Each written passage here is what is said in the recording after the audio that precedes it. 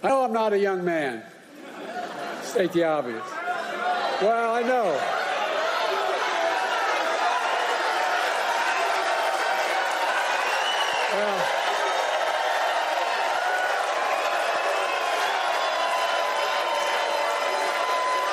Well,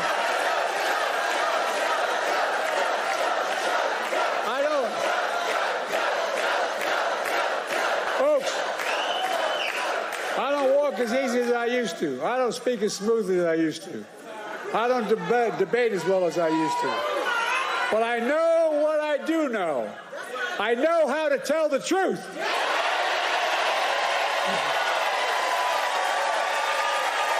I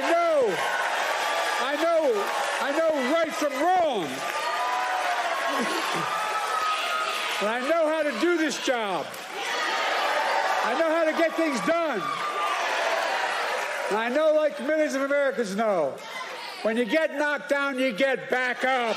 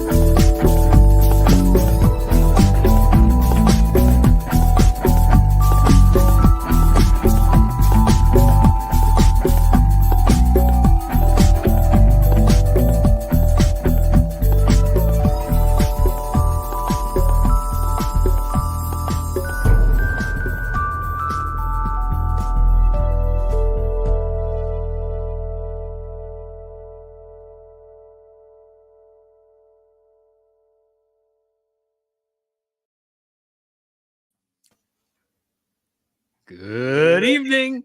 Welcome to the 5-8, where we discuss each of the week's 5 most fucked up topics for 8 minutes. 5 topics, 8 minutes, 2 hosts, a guest.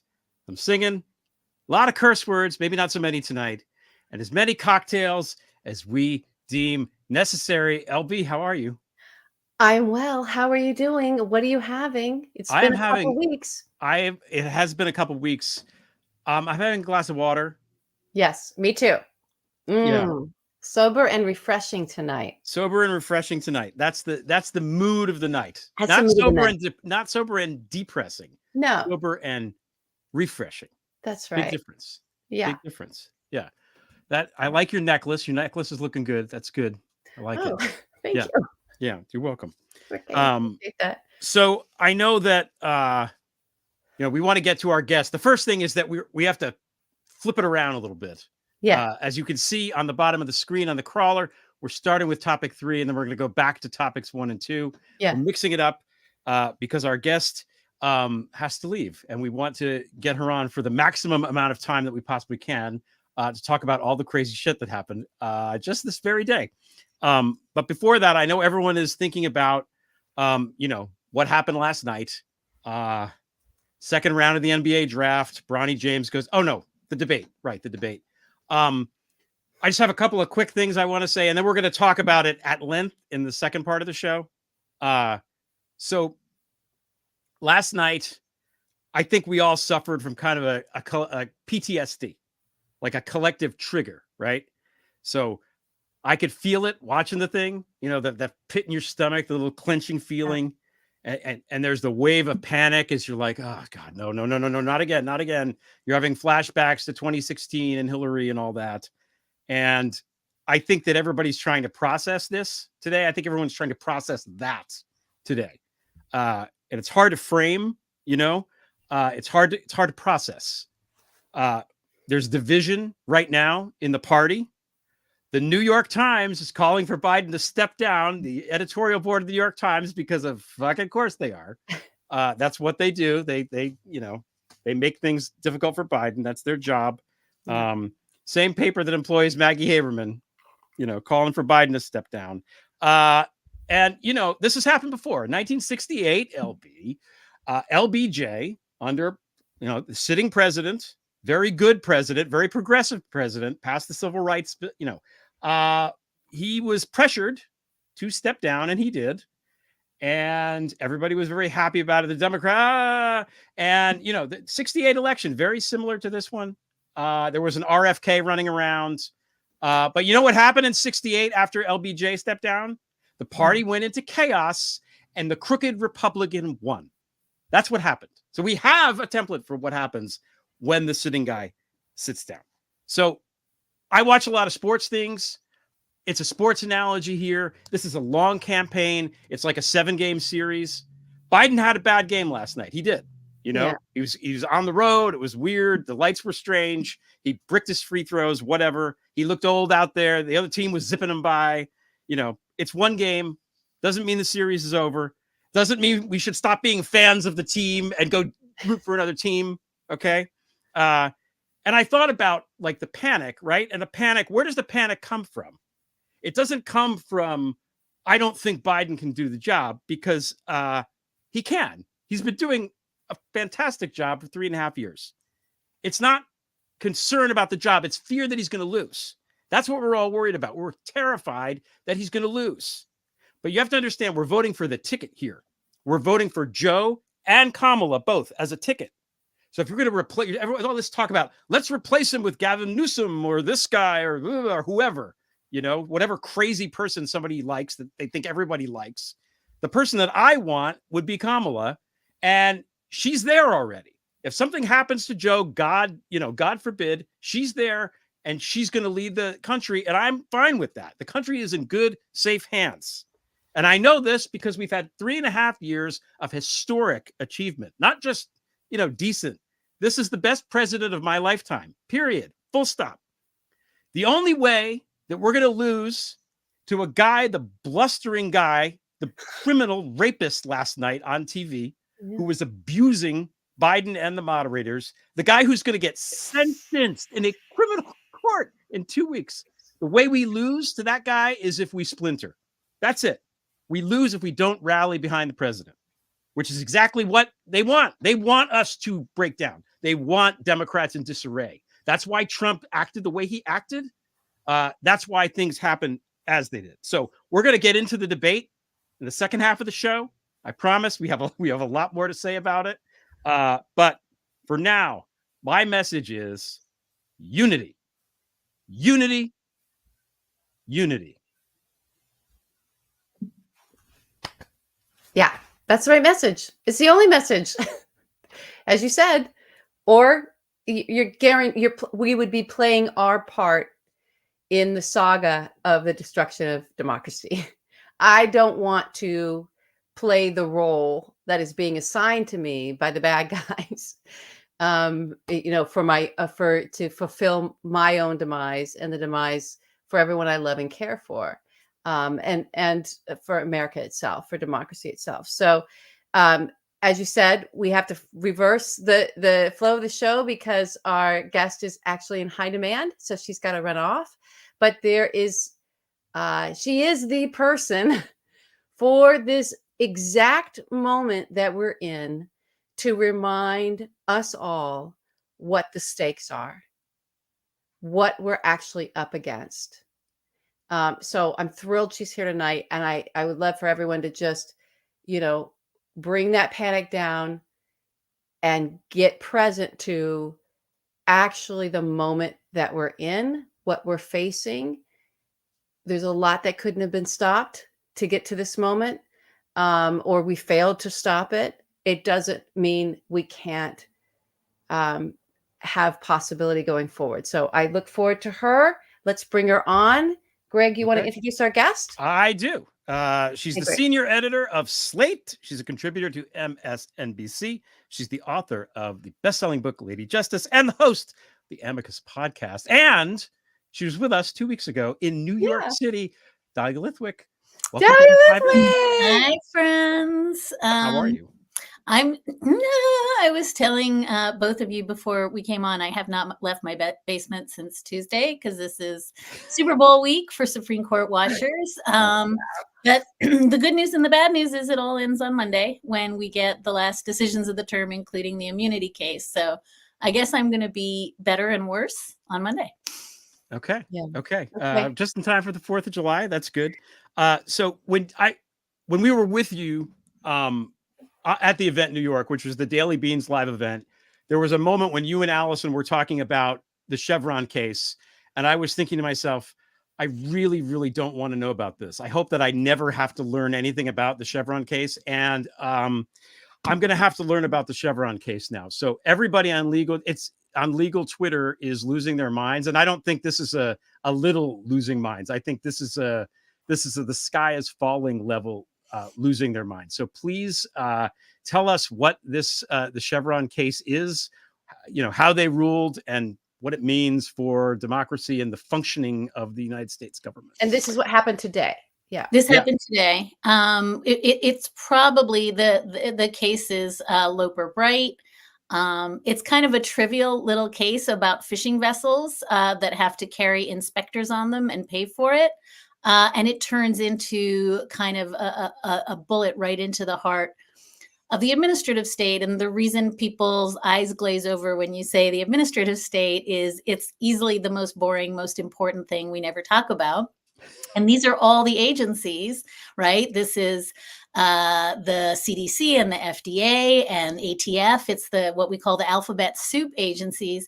And just to link it for 1 second to your opening, Greg, I would just say this. While we were watching that debate last night and you were hearing both former President Trump and current President Biden talking about their policies for Veterans Affairs and for climate change and their policies for regulating the markets and doing something about fraud.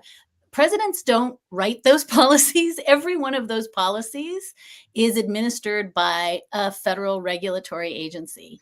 And this matters a lot because when the court essentially detonates how regulatory agencies are going to work, which I'll explain in 1 second, it almost doesn't matter who won that debate because what won that debate was the thing nobody was talking about today, which is the Supreme Court more or less kneecapped every one of those agencies' ability to do their work, regardless of who is president.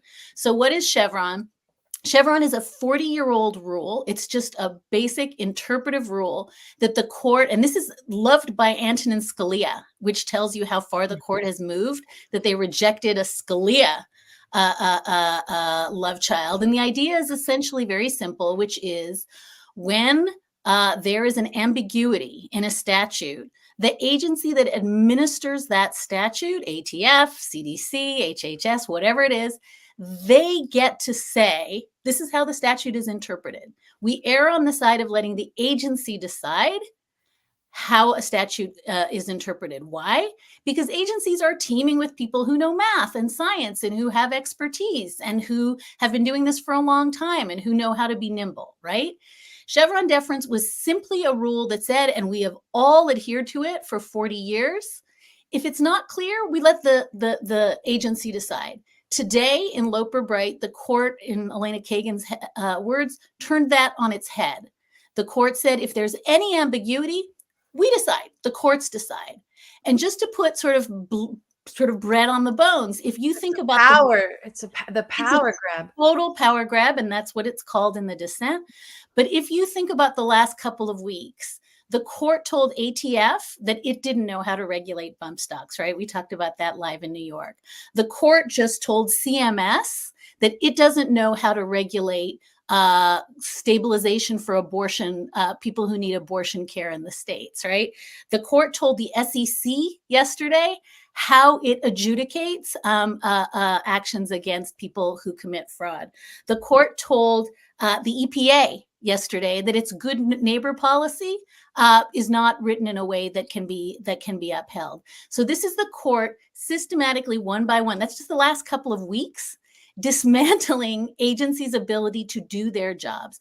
So the last thing I'm going to say is the water we drink, the food we eat, the meds we take, the guns that are allowed on the streets, every component of our life is regulated by agencies that are, like it or not, full of expertise and knowledge and a consistent, usually across administration, some sense of what the law is.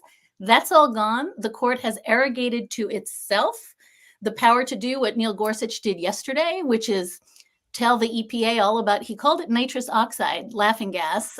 He meant a pollutant. But this is essentially the court that can't manage its own website, and Justice Alito practicing medicine because he knows better. So everything that is about the safety, well-being, care, and national security on the level when it comes to all the environmental stuff for the American people, for all of us, all of our loved ones, our neighbors, strangers, all the fellow citizens, everyone in the nation, our health and well-being is now solely in the hands of 9 Supreme Court justices, 6 of whom are radical Catholics. And I would add all the lower court judges like Matthew Kaczmarek, who thought he would tell the FDA how to approve mifepristone, right? So we are letting rogue judges around the country do exactly what Judge Kaczmarek did, which is say, you know better than the FDA how we approve a drug. And we've just unleashed that. And we've essentially said, not we, the justices in the majority have essentially said, good luck, agencies, because there's going to be a judge watching over your shoulder telling you you're doing it wrong. Meanwhile, billionaires and corporations, their health and well-being and prosperity is the top ticket item for someone like Gorsuch and the rest. So to make sure that those benefactors that, Harlan Crow is going to benefit, God only knows how. Those private jets aren't going to fly themselves, are they? They're not going to fly themselves, and they certainly, consumption doesn't need to be regulated anymore, or whatever it is, whatever companies these guys have that might be, ravaging the planet. That's going to be decided by one of their benefactors.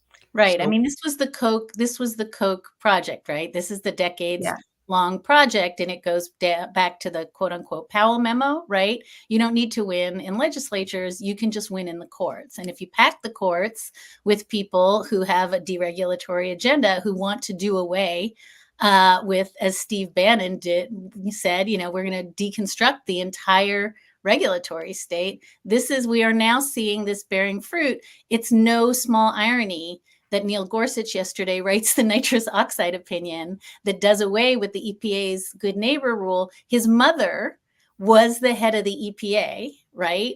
And not because she loved the environment, but because she was doing exactly what you're describing, Albie, which is trying to use the EPA to hollow out protections and to help the oligarchs and the police. Help people become oligarchs. I don't know how the court would be ruling in this and all these other things any differently if it was just one person on the court and it was Vladimir Putin or Xi Jinping. It's like, this is really an attack on our democracy because it's attacking the actual functioning body of it, and how we're cared for by weaponizing this court to the degree of having this level of power grab. We were talking before this show, it's not just the Steve Bannon comment, deconstruct the administrative state. This isn't just something that happened once this extreme radical majority, these folks became the majority. I can't remember what debate it was. It's a primary Republican debate, but Rick Perry way back when saying, first thing I'm going to do is get rid of 3 agencies. And then he couldn't remember the 3 agencies. So it was this big flub that ended his presidential hopes. I don't know if he was so stupid. Who knows if he would make it any further, but it was like, clearly you didn't come up with this. This isn't important to you. This is something that's probably being handed to you by the Federalist Society or some or the Kochs, right? And they want you to say these things and you don't really understand it, even to the degree that you don't know which agencies, and there's only 3 of them you're supposed to remember. But this idea of we've got to get rid of regulations is one of the oldest wish lists and policy wish lists of the Republican Party. It's just been going on forever. My understanding about this is that Roberts made it clear that it isn't retroactive because then the entire federal government would grind to a halt.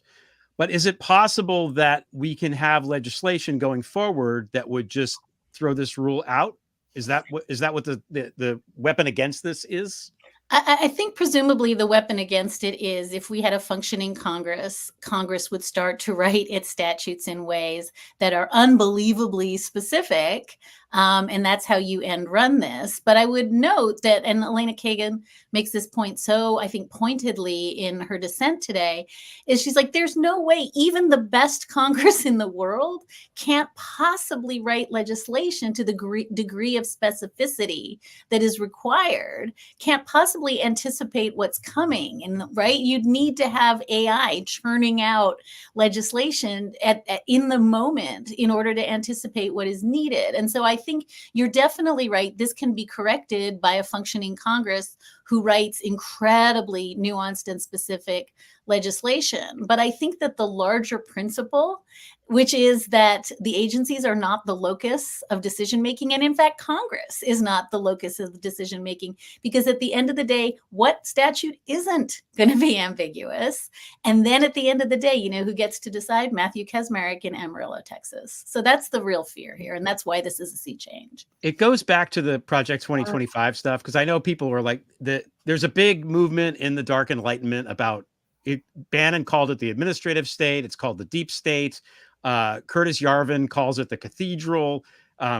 Michael Anton calls it the regime. They all want all of this stuff to stop and grind to a halt. It's something that's there, and they hate expertise. Kevin Roberts, who's the head of the Heritage Foundation, in the foreword to Mandate for Leadership, which is the kind of tome that when people say Project 2025, what they really mean is that big, thick book, talks about, basically hating on all the experts and thinks that parents at a football game in Waco, Texas, could do a better job or just as good of a job as, say, Dr. Fauci or whatever. This is literally, that's a quote, parents at a football game in Waco, Texas. So that's who we're dealing with, people that want to dumb down everything. Yeah, I would say two quick things. One, this is exactly the allure of originalism, right? The allure of originalism is to get us back to the founding, right? And there's such a transparent amount of language in the Project 2025, in all 900 pages of it, of getting us back to like God and then dad, and dad rules over mom, and mom rules over the kid, and we're doing away with IVF, and we're doing away with no fault divorce, right? So there's a way in which you're so right that there's a sort of fondness for the founding era, and it sort of stops at the Ozzie and Harriet era, I guess. And then like we just move on. Everything since then is bad. And with that comes contempt for science and expertise. The other thing, just to pivot for 1 second, is the other huge case that came down today is this Fisher case. Yeah. And this is the case. It's not Donald Trump's January 6th case. It's the obstruction statute that was used to charge a whole bunch of the January 6th insurrectionists. And the court essentially today said, no, you're overreading that statute. You cannot use it to charge Fisher himself and a whole bunch of other January 6th insurrectionists. We don't need to get into the weeds of how the court reads that, but the really important takeaway is that all of the rhetoric of like the deep state, the FBI going after innocent tourists who just really wanted to go to the gift shopping Capitol, got a little lost, maybe stabbed a guy. But that rhetoric, which by the way, we heard in the debate yesterday from Donald Trump, right? His complete exculpation, that dovetails in such a frightening way, both with what you're saying, Greg, about Project 2025 and suspicion of the deep state, and the language of the entire Justice Department being deployed, to do a witch hunt against Donald Trump. But that language, as kind of utilized, and we heard it at oral argument in Fisher, we heard it in oral argument at the immunity case too, right? So that case we're waiting for on Monday, we heard Justice Alito dripping with contempt for the feds who can come in and charge a ham sandwich and go after anyone and overcharge everyone. And so I just want to say, like, this contempt for government is laced through not just Chevron, not just, that we've seen it in the past years in really chilling ways, right? This is the football coach who wants to pray on the 50-yard line, and the court's contempt for school board lawyers that are trying to figure it out. The Bruin case, the gun case from 2 terms ago, contempt for people who are trying to determine whether to give someone an open carry gun license. So I just want to be very clear, all of this language that every single person, the millions of people who work to make the world safer and better, they're all bad. They're all suspect characters. That is straight lifted from the Steve Bannon worldview. And the fact that it's leached into the court's discourse is really chilling. Yeah, well, he's a Leninist by his own accord. So it's straight out of Ayn Rand. And it's just this, it's the utter kneeling at the altar of ignorance, an embrace of ignorance, and proliferating ignorance and elevating ignorance, because on the other side of it, from the folks that are pushing it out there and making that key to their propaganda, everything from that to a ruling on a Supreme Court, that's on the other side of it for them is just power. It's more money and more power. And it's the simplest, oldest playbook that there is of just dumbing. It's not just even dumbing down. There's a cruelty prize on the other side of all of these ignorant moves. That I'm not saying they're ignorant and bringing them forward. They know exactly what they're doing. It's that we've got to get the American public to embrace ignorance. At least at a certain volume of the American public, a certain percentage, to just really think that a parent from Waco, Texas knows more about vaccines than Dr. Fauci, because that feels good to them. There's nothing on the other side of that for the people pushing that other than money and power. And ignorance is strength, LB. Ignorance is strength. Yeah. War is peace, freedom is slavery, ignorance is strength. And lies are the way to it. Lies are the freeway. That's it. You want to get to that, you've got to just stand on stage and lie your ass off. Right. And have a machinery all around you that says it's true. Nancy Pelosi could have called out the National Guard. It's true. He never said, very fine people. Like the architecture, the information architecture that supports the lies. I know you're going to talk about the debate later, but it is so fascinating just to sort of call back to Greg's opening that while Democrats watched that debate and were like, oh my God, this is horrible. At no point did they say this never happened, which is really, really a different world, right? Because every single lie that Donald Trump spewed for that entire 90 agonizing minutes is supported by the architecture of lying that surrounds him. And that's really, really like, there is no symmetry there. No. Well, again, I don't want to play there's a role that the folks that are put that architecture together and that are using it from, the folks who will never know their names of and that are part of that profiteering to the guy that stands there like Jabba the Hutt and just goes right on the stage, hoping for the paragraph. That whole spectrum of individuals, they have parts and roles for us to play in order for them to succeed. And I'm not interested in playing the part that they need from me and every other American voter. And specifically the party that is the opposing party in a panic and freak out. That's they need that. They need that. Or it doesn't, they're sort of, paving of the freeway doesn't happen. That it's just doesn't work. Okay. Well, I know that you've got to leave soon. So this was topics 3 and 4 somehow. So now we're going to go to topic 5, which is denouement. Which was what we were going to end the show with. But so 2 weeks ago, we were in New York at City Winery in Chelsea, and we were on the panel for the Daily Beans live event. We were guests of Allison Gills. And I wanted to just, talk about that for a minute and wrap up, maybe summarize, what happened and what were your, do you have any thoughts about it, Dahlia, now that you've had some time to think about the experience? First of all, it was incredibly fun. And I think we all have the experience of thinking that we're like podcasting into the void for our dad to listen to, if you're me. And it's always really nice when you're at a live event and you can see, as I can see here in the comments, like actual people actually care deeply. And it's the best cure, I think, for nihilism and loneliness is to be in a big group. But the thing that really stuck with me was something you said, Greg, about how the mafia is formed.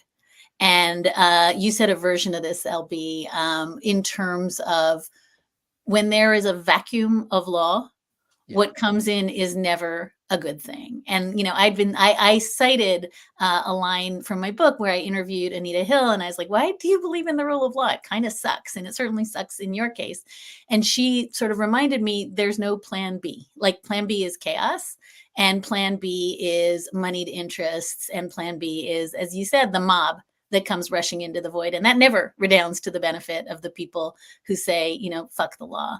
And so I just am really sitting now, I think, in the reality that the rule of law as you and I understand it. And by the way, the long story we told ourselves about John Roberts as like agent of order, that he was going to be the guy. Like, I think, today's decision in Fisher, the Chevron cases, the host of cases that have come down, he's not going to be that guy for us. And so I think we have to think very seriously about the tension we drew on, I think, a lot at the end of that show, but I've been thinking about in your terms more than in my sort of constitutional law terms, which is we have to think really seriously about why we have to fight for the law and the rule of law in a moment where people have lost all patience with it. And at least one side is like, and therefore I need a gun. And I think that tension of the rule of law is rickety, it's failing us in some sense. It's doing in this country exactly what it was designed to do, which is help wealthy white men. It's working.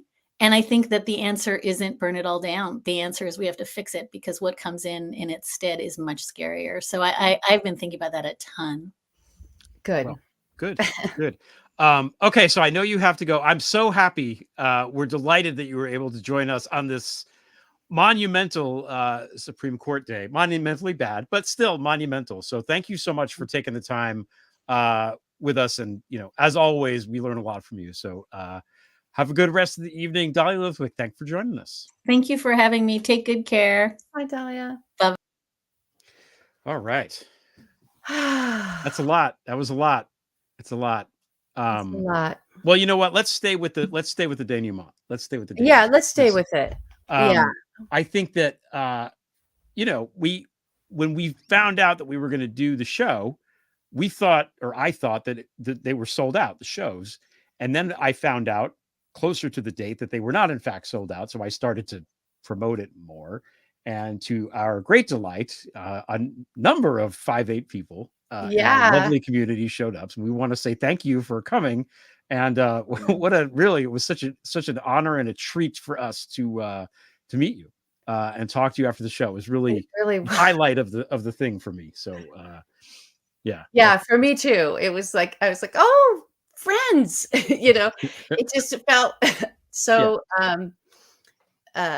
comfortable and alive and wonderful to see everyone in person and just have a shared in space experience. We forget about that. We're all sort of sharing this, but as I keep trying to remind people, and Greg, sometimes, it's so hard to read the comments, guys, when we're on air and so only if we go back and kind of look at it, and we're getting a sense of everyone's personalities, or if we've sort of known you from Twitter or somewhere else, we can kind of get it. So it also was lovely to just sort of see this array of personalities and how wonderfully unique and kind of expressive everybody is. And I think what's wonderful about this community is all of our walls are down with one another. So folks that came were really in the moment, very present and expressive of what their concerns were, what their hopes were, what their concerns were. And so we could have that conversation as well. We could get, didn't have to go through a mile of something else. We could just sort of go, okay, how you feeling? How you doing right now? We take a temperature check of one another, and it's like, where is everybody in this moment? And I just want to share with everyone here that the general feeling there, and I know today is a different feeling day, but it's going to be a roller coaster. That's okay. But the general feeling was, we've got to rise up again, and people were up for it and very, very concerned and very aware of what is going on. No one is checked out. It's just an energy thing. And we talked a lot about what can we do. I kind of want to come back to that in the end, or maybe we'll do an after hours. I don't know if we had that planned this week, but we could do it in the after hours or in another after hours of sort of like what are some of the ways that we can talk to the people in our community, people in our workplace, people around us to make the stakes as clear and evident for them, even if they're sort of like, I don't know, they're both old, or no matter how they are. Or even if they're Republicans saying, you know what, I don't like Trump, but I'm going to have to vote for him because I'm a Republican, so I have to.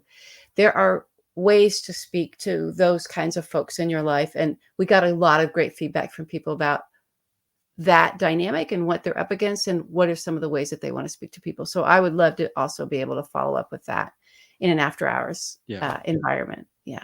Okay. Do we want to do that tonight, or do you want to do it like next week, or what do you want to do? I think next week. Okay. I'm getting a signal right now, tonight. Do it now. Okay. On the show now live. I'm watching. No, tonight. No, tonight. All right. We'll do an after hours tonight. We haven't had one in a while. We haven't had one in a while, and I put on makeup, so let's go for it. I think let's go for it. Okay, we're going to try to have an event in New York. Yes, we are. That's another thing. We don't know what it is. We don't know when it is, or where it'll be, or what we're going to do. We kind of have an idea where it will be, but we'll save that. Yeah, right. But we are going to try to do that. Yeah. Now it's interesting that Dahlia brought up the mob, because we have a sponsor this week. Does your organization have an unforeseen job opening? Can't decide which qualified candidate to pick? Having trouble convincing the incumbent to scram? Hi, I'm Nunzio Ciccarelli, president of the Bank of the Bada Bing, here to tell you about a new executive recruiting firm, Mobster.com. It's like Monster.com, but with a B for Bada Bing.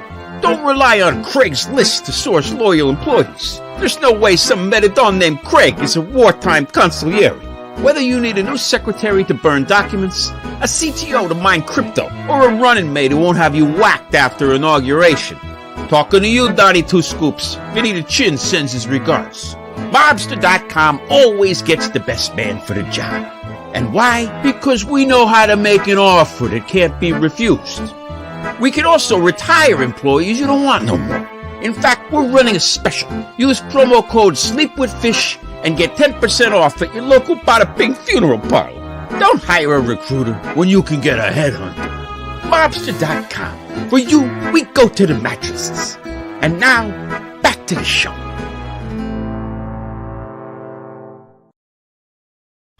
I mean, it's a perfect service for someone looking for a VP, right? Yeah. That can't figure it out and only wants to talk about himself. And He's so- going to announce it in 2 weeks. The VP. He's going to announce. Oh, in 2 weeks. The healthcare plan, and he's going to release his medical and his grades and Melania's God. Einstein visa paperwork, and his taxes, all in 2 weeks. So just the only thing that's actually happening is 2 weeks is that he's going to get sentenced.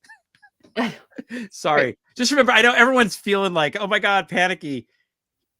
Trump is going to get sentenced in 2 weeks. Sentenced by a court to crime stuff. And I promise you, this thing that everyone lived through yesterday, it's going to be like vapor in 2 weeks too, as well. Like there's the shit show is back. That's the bad news, and it's also going to work as it to the benefit. But let's get into it. Let's get into your take on the debate. Let's start with you. Okay. Here we go. First of all, as people who went to the New York and Boston shows know, I am shocked that the debate actually happened. I did not think Trump would show up. I was totally wrong. I completely I forgot how much he loves talking and hates and being cruel and all that stuff. Duh. Bad on me. Okay. That's first. So I can't admit when I was wrong. I was wrong about that. I turn it on and I just, there's a panel on CNN.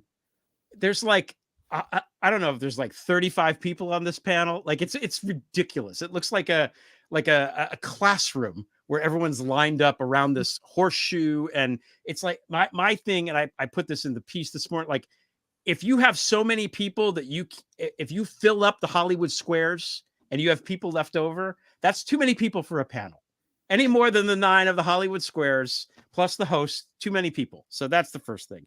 But I was thinking about it. I've been thinking about it a lot, obviously, and processing it, talking about it with everybody that I talked to today. I talked about it with whether I wanted to or not. There's a couple of factors I think that were involved in what we saw that contributed to the debacle that we witnessed last night. First is Biden's been back and forth to Europe a couple times in the last week or two, whatever. He's, he has a cold. He's old. It's late at night. He's not feeling well. He's out of sorts. I thought that the format of the debate was weird. I thought the room was weird. I thought that Jake Tapper and Dana Bash, and more on them shortly, they were like reading the questions weird, like they were in a hostage video or something. The energy of the place was very strange. There was no opening statement, which was weird. Like, I don't know. The whole thing was as a piece of our shows are better organized than that fucking shit that we watched last night. So that's one thing. I learned a new word or a new term, which is called the Gish Gallop. Have you heard of this, LB? No. Okay. So I heard about this. Heather Cox Richardson put it in her piece, and Mehdi Hassan does a great, I guess it's in his book, and he does a great explainer. But what it is, it's a technique where if you're on, say, a live show, you just scream and shout lies constantly. And with the objective that there's so many lies that you're shooting out that the person that you're debating seems puzzled because the person is like, what the fuck am I supposed to do with that? Like there's so many different ways that you can attack it that it's puzzling. So I think especially at the beginning, Biden seemed that way because Trump was so ridiculously, egregiously over the top that how the fuck what do you even do with it? And the answer is, and Biden did do this, by the way, down the line. The answer is to just say, this is ridiculous. These are lies. This is just lies. I'm not going to stand here and watch you lie. And he said it over and over. Biden did. He called him out on the lies. So he did do what he was supposed to do. I also thought the lighting was bad. I don't understand why the microphone on Joe was like way turned down low and Trump's was way up high. Like, remember when we had Will Seabag Montefiore on and his microphone was loud and everyone complained about it from it? Like, it was like, we made that mistake and we'll never make it again on our little YouTube show here. And you're fucking CNN and you can't balance the volumes. Come on. That's intentional. I'm sorry. It's intentional. Yeah. So is the lighting to make it look Orange Man, Jabba the Hutt guy look nice. And Biden, maybe not so nice. Those are the things. But the main thing is CNN I thought that we couldn't get worse with the journalism. And Jake Tapper and Dana Bash last night, just a whole new level of suck. A whole new level. Yeah. I can't, the words fail me because they contributed willingly, knowingly contributed to an event that might end democracy in the United States. And they have the gall to call themselves serious journalists. She's a dipshit, but Jake Tapper should know. I know he knows better. And for them to sit there, and I get it. They said, well, the rules and CNN's rules are no fact checking during the thing. Look, first of all, CNN's rules are no journalism. That seems strange to me. Right. Why would a news organization agree to those rules? Yeah. Why do you agree to not holding levels. truth to power? What the fuck? There are levels of lies, Sorry right? for my swearing. No, swear more. Yeah. There's levels of lies. Like, it's not like Biden says there's 15 million jobs and he meant there's only 14.5 or something. Like, what Trump is saying, they spent like 15 minutes talking about the suckers and losers quote, right? Trump says, I didn't say that. 13 people said I didn't say it. Right. Those 13 people weren't standing next to you when you said it, Donald. General Kelly told Jake Tapper that Trump said this to him. So he's sitting there. He knows, personally knows, because he heard it from the frickin' horse's mouth that Trump is lying. Just say, you can ask a follow-up question. You can say, hey, Mr. Trump, or President Trump, sir, whatever he does.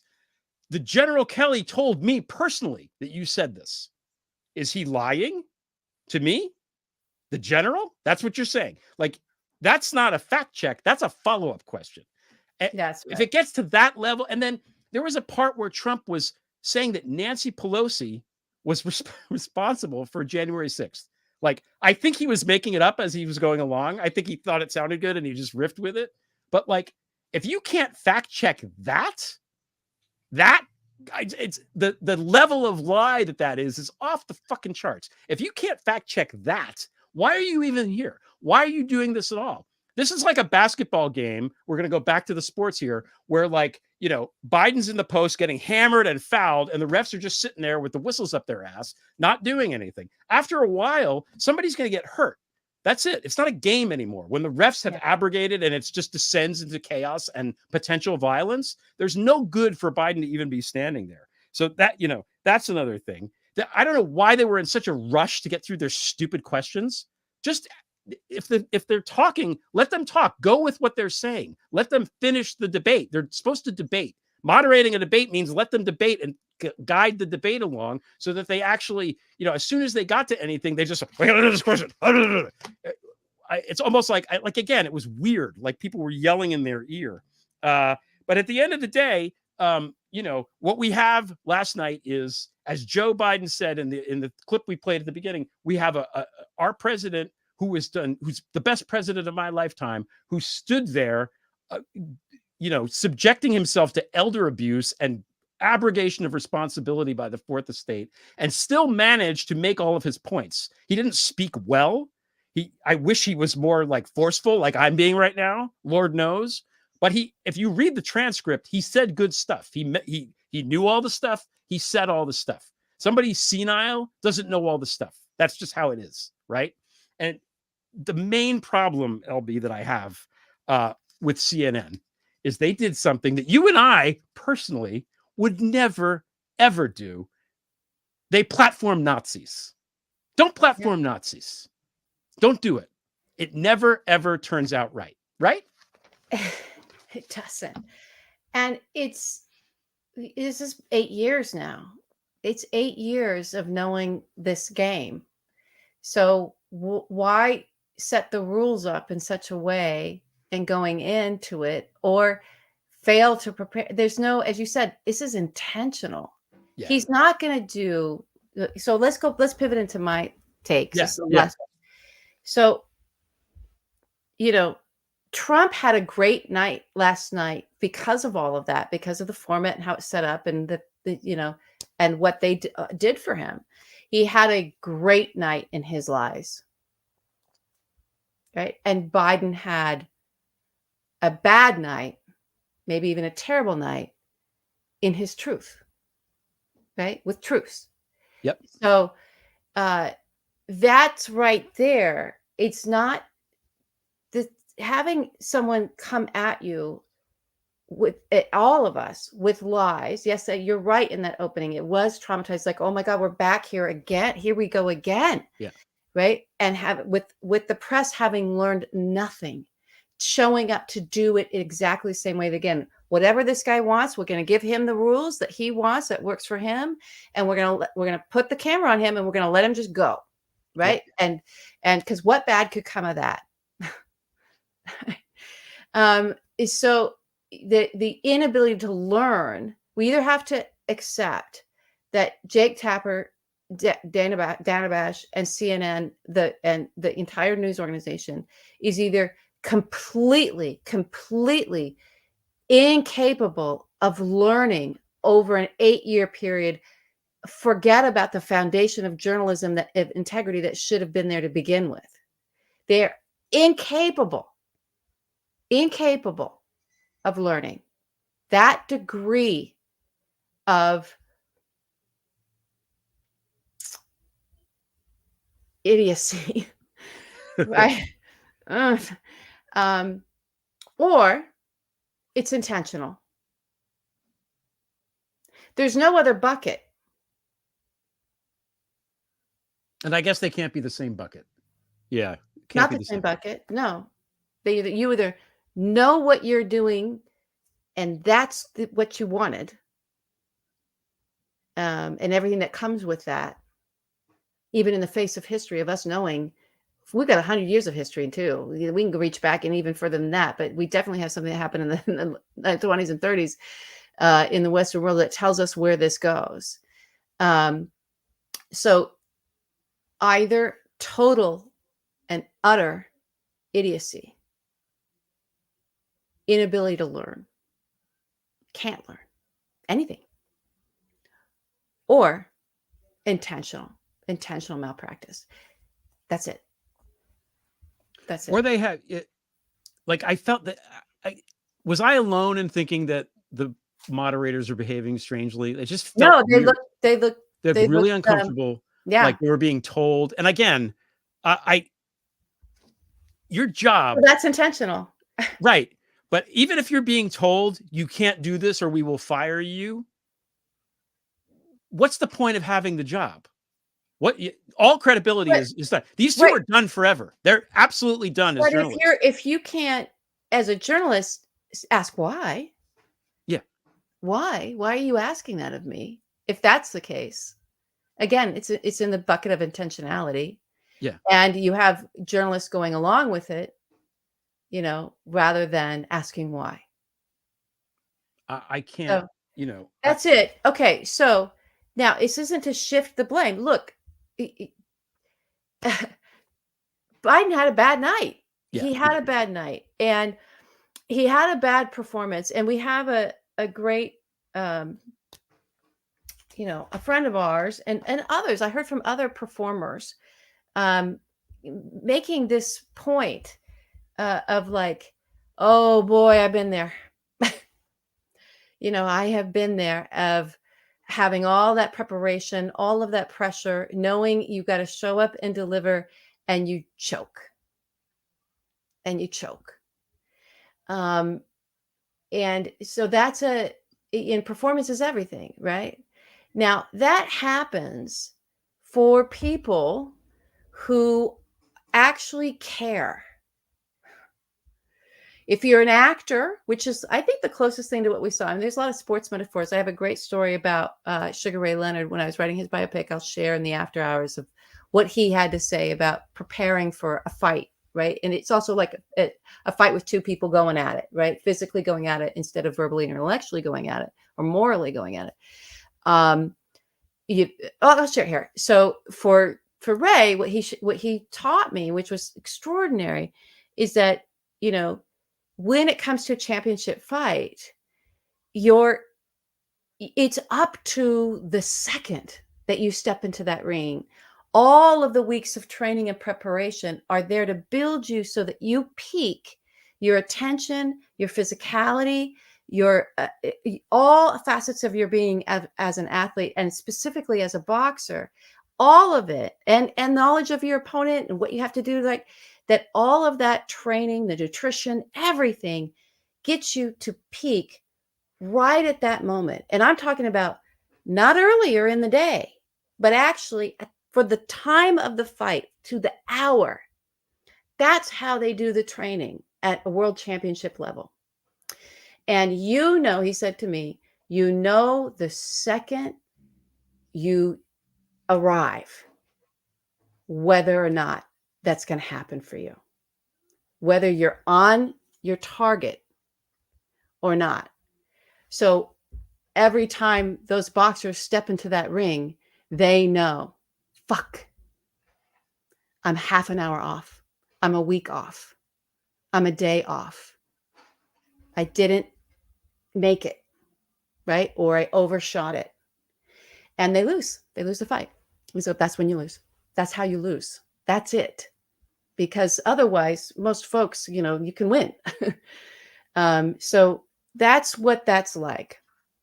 And so whoever did the debate prep for Joe, prepping him as if he was walking out on stage with a normal opponent under normal rules with moderators that were going to be there for him, and you just have to be prepared. Whoever prepared him for that, instead of the on the site preparation he had to do 40 minutes in of rewinding. Oh, wait a minute. What? Fuck. I'm here with a liar. Yeah. Oh yeah. That's who this guy is. He's going to stand up here and just lie. It's what he's using this. We're all giving him what he wants right now. So that's Joe. That's the night he had. And that kind of thing doesn't happen if you don't care, as opposed to his opponent, this guy we're being subjected to all over again, who everything is performance for him. Everything. He has, everyone talks about how all these Republicans in Congress and whatever, they all have an audience of one, meaning Donald Trump. Well, he only has an audience of one too. Him. His audience of one is him. He doesn't care about us. He doesn't care about us. He doesn't care about anybody there. He certainly doesn't care about Biden. He doesn't care. He only sees himself. And this is what he does 24/7. He's always peaking. He's always peaking in the moment where all he has to do is show up and just do whatever he wants in the moment and be blah, blah, blah, blah, blah, and tell his lies. They don't have to make sense even. He can make new ones up. He can trot out old ones. He just has to show up and for his audience of one. Yeah. He doesn't listen. This man has never listened to anyone. So when our actor friend is like, oh, I've been there. Fuck.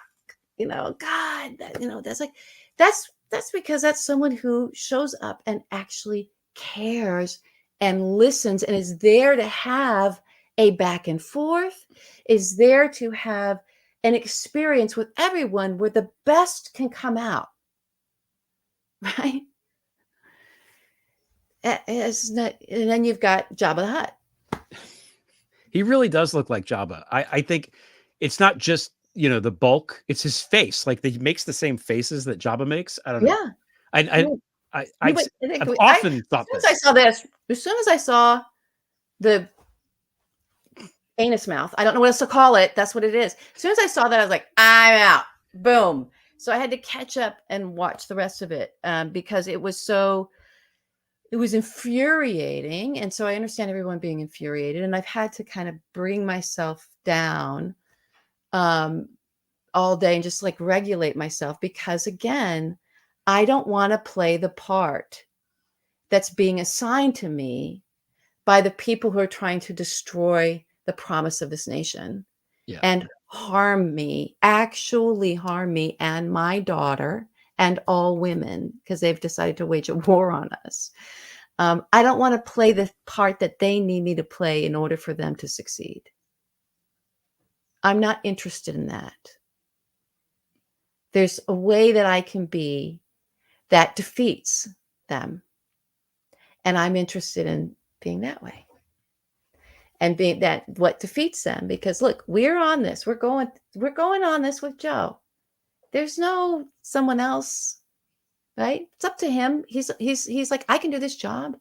He articulated it, as you said. This is the first of the sports metaphor. This is the first game of the, he shit the bed. Actually, it was Trump who shit the bed, literally. Trump shit the whatever. bed, shit his pants. Biden shit the bed. So it was a shit show. Okay, if he had not gone on stage in Atlanta and then to North Carolina right after that, and had such clarity and been able to talk about the debate, talk about the clip part of what we showed, and we've heard him today speaking about it, then I would have been like, but no, you can't, He's okay. He knows how to do this job. He knows how to do this job. He can do this job. His right-hand woman is fantastic. Yeah. They're going to be okay. They're going to be okay for us. So we don't have to panic around that. As you said, the panic is that they're going to somehow lose to Trump. That the only way that happens is if we divide, if we do the thing that Trump wants us to do, that apparently the New York Times and CNN are all in on. Gee, right? We can't. The other thing that is the same thing over and over again, how many times have we been through this? The other thing that is remaining consistent is that our large media organizations, news organizations that we previously in the past would rely on to hold truth to power, to bring us the facts, to vet the candidates, to stay in the realm of truth and fact, have just become the opinion color commentators at the Waco High School, Texas football game. So that's the level of a seriousness they bring to their work. That's how much they don't give a fuck about us either. Excuse my French. I said, let's not swear. And I dropped the F-bomb again. But and the reason why Greg and I talked about not swearing tonight is actually we want to be sober and serious about this, but also not in a panic. Yeah. I don't want to I'm not here to play the part that the person who seeks my demise needs me to play. Yeah. Well I'm put. just not here to do that. Well put. I think the answer to ask anybody who's starting to falter and wanting to replace Biden, is why do you want to replace Biden? Is it because you don't think he can do the job, or do you think he's going to lose? Right. And if it's the second thing, he's not. Just stop saying that and go vote for him.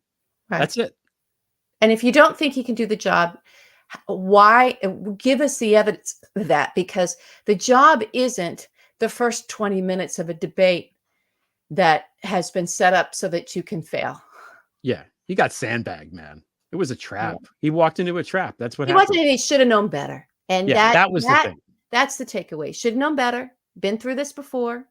Don't be like Tapper and Bash, who can't learn. No. Learn. And anybody who around him who failed to prepare him for that, you fire those people immediately. You get rid of them.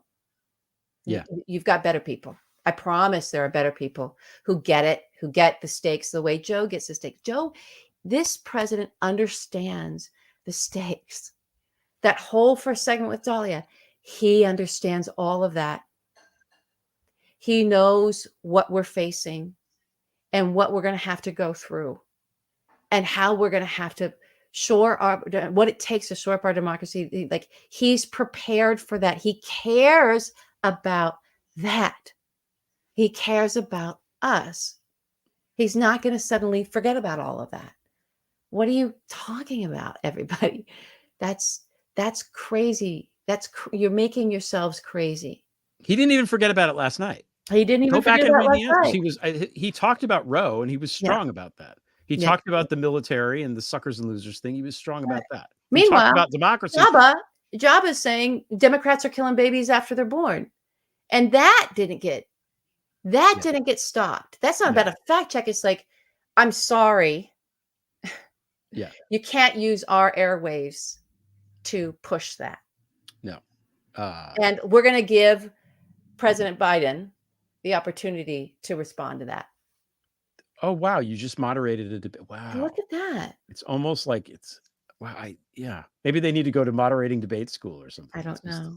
Yeah. It's just crazy. So, and again, pointing all that out about them is not about shifting blame, right? It's really not. It's about waking us all up again to the reality, not being gaslit about this.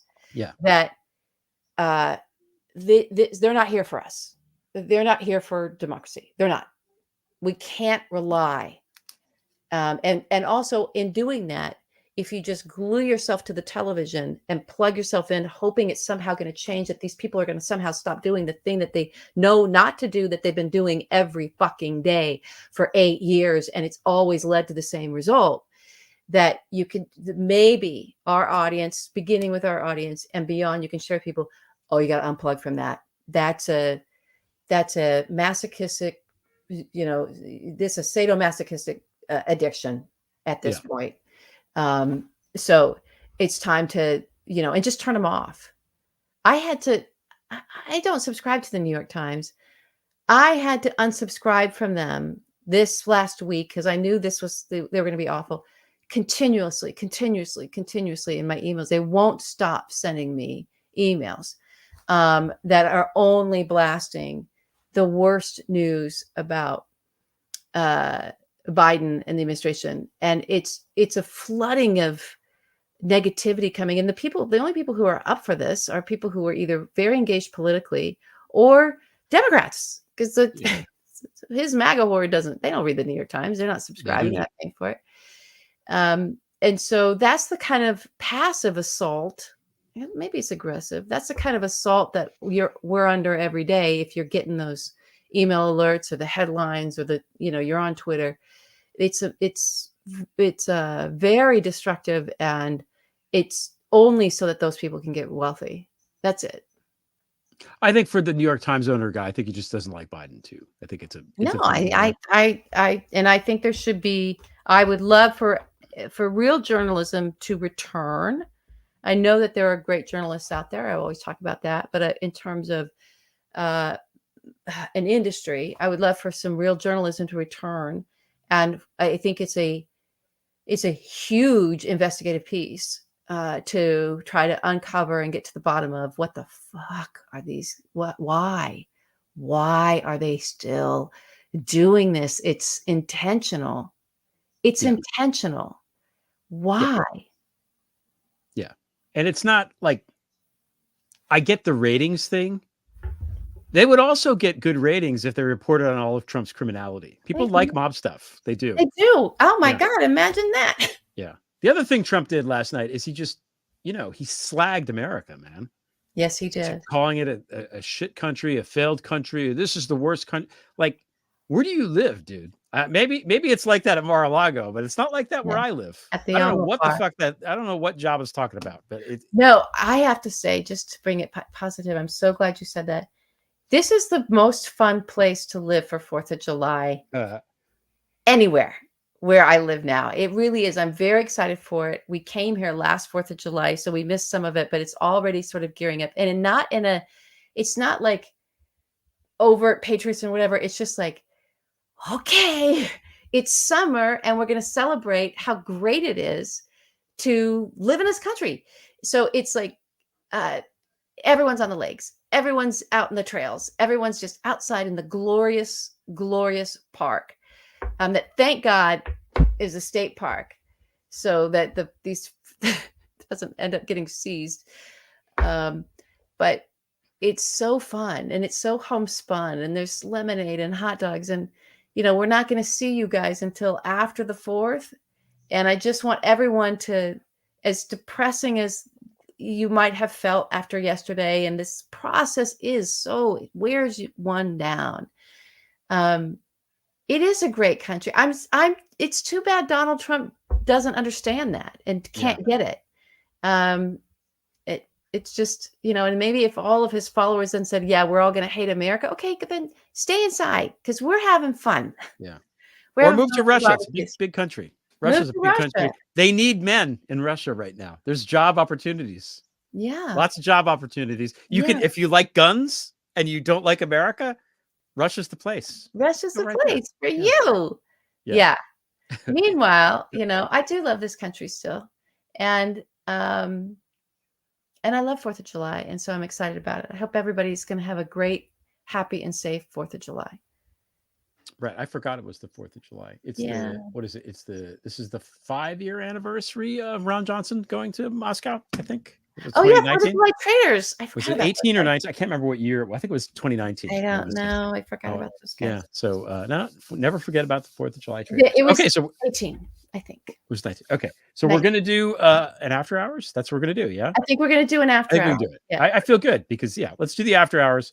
So it's 9:10 right now. I have to create the link. Okay. So it'll appear if you're a member, it will appear on the screen. I'll try to tweet it and put it on the YouTube screen. I'll put it in the community page, and that's what I'll do. Oh, I think I can. Can I do it right now? You might be able to. I think I might mess up. I'm afraid I'm going to mess up. Yeah. It's okay. People will find it. I'll tweet it. Okay, I'll tweet the link, and that'll help people find it. So it's 9/11. Let's go 9/21. I think you can create it and send it. Yeah. Is there anything else you wanted to say about the? Yeah. So in 10 minutes, at 9:21. Anything else you want to say about the debate before we go? I was trying to think of because we had so many great conversations about it. I mean, look, I think it's important to find a frame for this. And I think Joe came right out and found a frame, and we're searching for it, of how we can talk about this amongst each other, with one another, in our own heads to ourselves, right? Like, how do we contextualize what just happened and what's going to continue to happen when it comes to all the other pieces of what happened last night outside of Joe's joke, right? Yeah. And I feel like he kind of came out even before we could come on air with what we had to say, and really said, look, I'm not as fast as I was, and I'm not as great at the debates as I was. And I'm like, he found it for us, this wonderful framing of like, I know the truth. I know what I do know and what I'm good at. And it's the truth and this job. And if that doesn't give everybody encouragement, I don't know what can encourage you. The guy came right out and was like, yep. Yeah. What you saw happened, including the truth about what happened with me last night. I can embrace that truth. Mm-hmm. What happened. And I'm still here. And it doesn't mean I can't do this job. And we need to look at these lies. Really dangerous. It's really dangerous to go down this path again, more so than it was before. Yeah. Trump always, he makes his bones talking about loyalty and demanding loyalty. Biden never demands loyalty, but loyalty is what we need to show him. Loyalty because he's loyal to us. Yeah. Yeah. There's no pledge that has to be taken.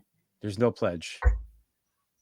We just we're aligned in our goals.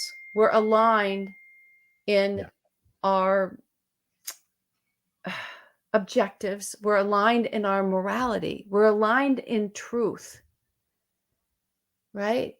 Yeah. So remain loyal to this man who is aligned. That's it. That's all we got to do. And if we do that, we're going to get through it.